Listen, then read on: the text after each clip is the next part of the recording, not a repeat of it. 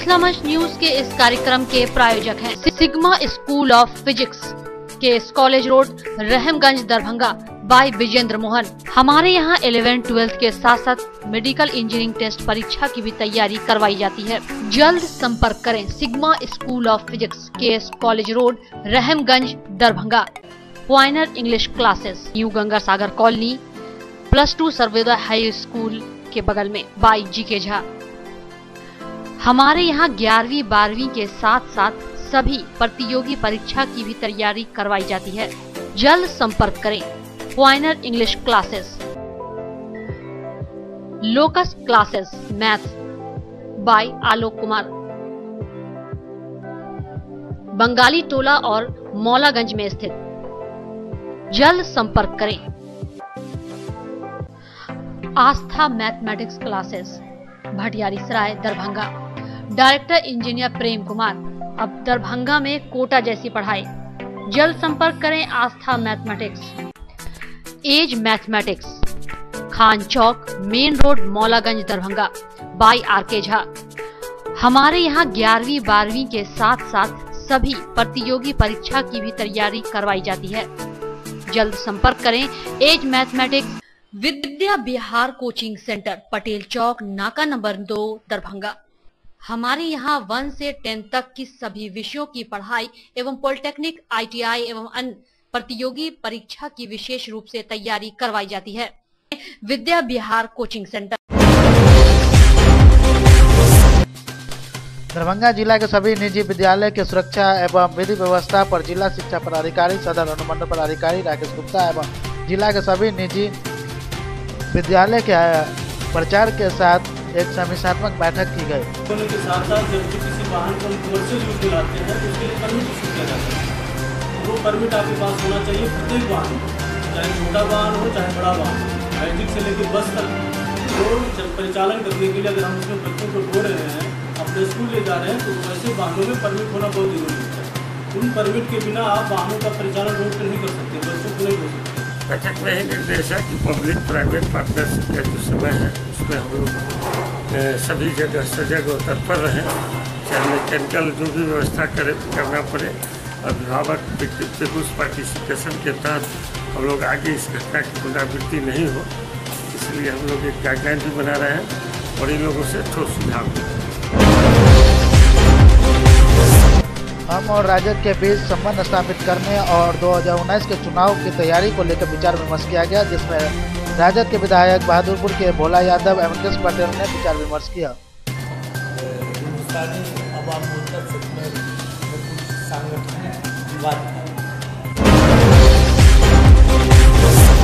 समझौता तो हम लोगों का पहले से है। अभी हमारे हम पार्टी के आदरणीय कृष्ण पटेल साहब आए हैं, हमको भी मालूम चला तो दोनों आदमी आकर से मिले हैं। अच्छी बात है, वो भी अपना पार्टी का कार्यक्रम कर रहे हैं, हम लोग भी अपने पार्टी का कार्यक्रम कर रहे हैं। कुल मिलाकर के महागठबंधन का कार्यक्रम लगातार चल रहा है और दरभंगा की जनता उसमें पूरी भागीदारी अपनी निष्ठा के साथ कर रही है।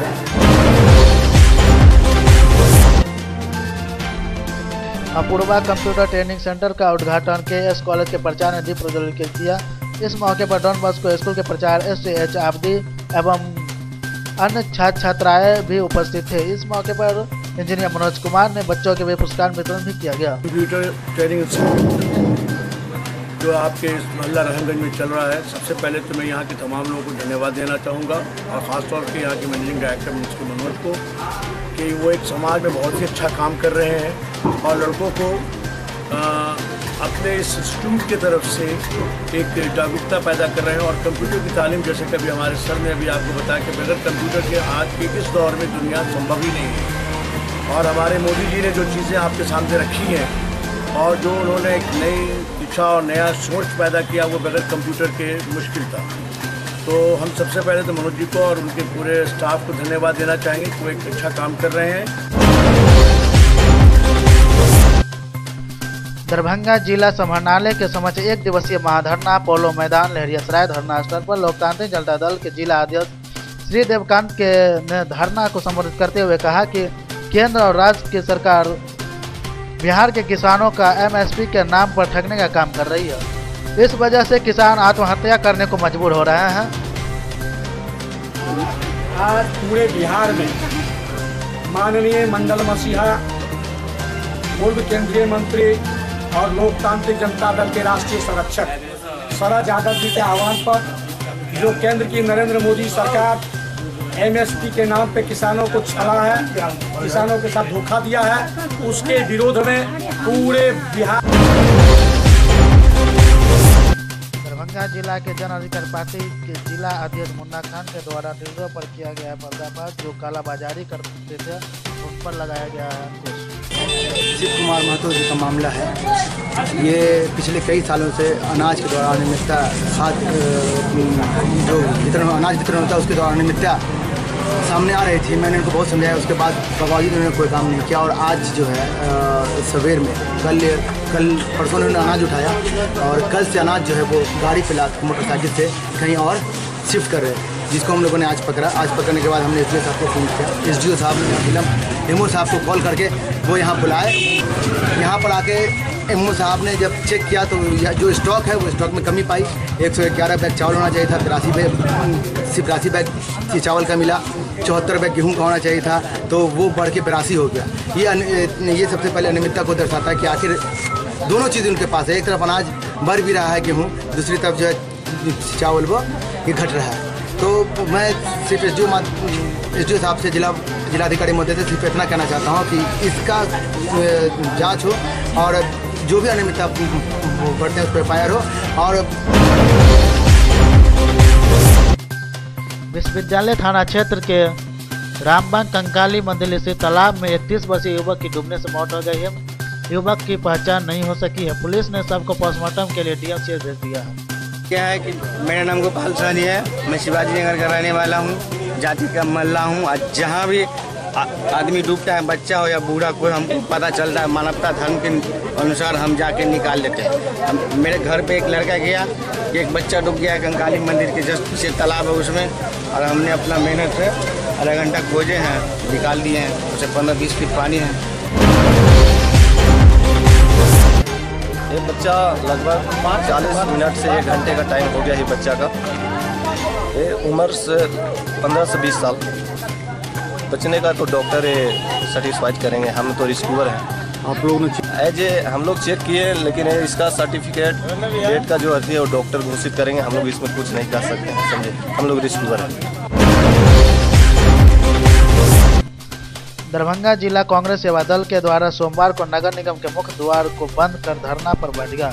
इस धरना प्रदर्शन की अध्यक्षता दरभंगा कांग्रेस सेवा दल जिला मुख्य संगठन डॉक्टर जमाल हसन कर रहे हैं। उनका कहना था कि वार्ड नंबर 20 एवं नगर निगम के कई वार्डों में समस्या रही कि जनता को राहत देने के लिए निगम प्रशासन की ओर से कोई कदम नहीं उठाया जा रहा। हर घर जल योजना के तहत पाइपलाइन बिछाने के लिए सड़क को तोड़ा जा रहा है, लेकिन उस सड़क का मरम्मत नहीं किया जा रहा। नगरवासी मच्छर के प्रकोप से त्रस्त है, लेकिन मच्छर की दवा नहीं पटाई जा रही है। आदि मांगों के साथ धरना पर बैठ गया। इससे पहले भी हम लोगों ने 16 नवंबर 2017 को, यानी आज से 8 महीना पहले हम लोगों ने नगर निगम पर धरना दिया था। उसमें भी हमारा मुद्दा था कि बाढ़ राहत, जो लोगों का उस टाइम में बाढ़ से पीड़ित लोग हैं उनको बाढ़ राहत दिया जाए। उसके बाद शहर में गंदगी हर जगह है, उसकी साफ सफाई की जाए। EVM हटाओ देश बचाओ को लेकर बहुजन मुक्ति पार्टी के द्वारा परिवर्तन यात्रा की जा रही है। इस यात्रा को लेकर सोमवार को